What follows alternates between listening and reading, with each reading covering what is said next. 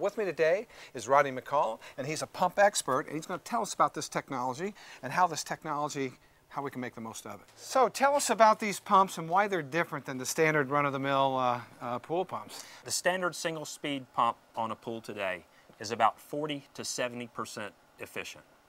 The IntelliFlo uses a permanent magnet motor, and the efficiency of that motor is about 92%.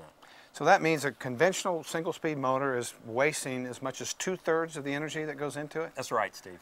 Pool pumps have been oversized for a long time.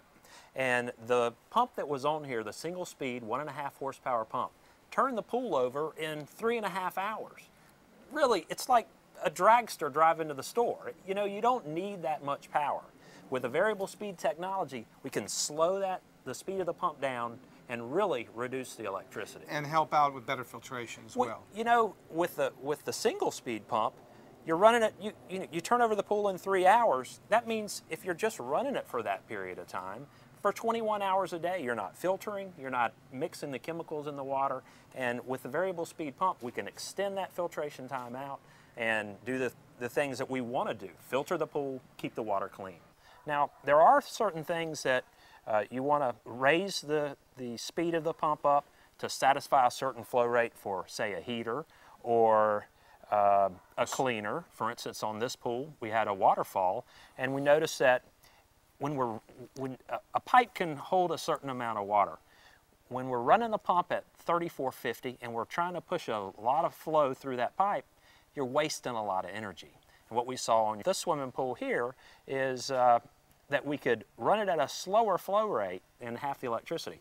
Another benefit of it is, you know, you had one flow on this particular swimming pool, and with variable speed, you can vary that speed and get different looks and different sounds. Yeah, on this pool, as a matter of fact, at the highest speed, you almost had to raise your voice to talk over. The noise was so great, but being able to have those different levels, you could drop that down and actually dial in that to get the best look, the lowest cost. And oddly enough, the watt difference was quite a bit. I mean, at the highest, it was drawing almost 2,200 watts, as I recall, with the single-speed pump. And then we brought the flow down to a nice little trickle over the waterfall, and we were consuming somewhere around 200 watts. Yeah, it's amazing. It's amazing. So Rodney, in summary, this pool was using about 12 to 50, well, actually about 16 kilowatt hours a day.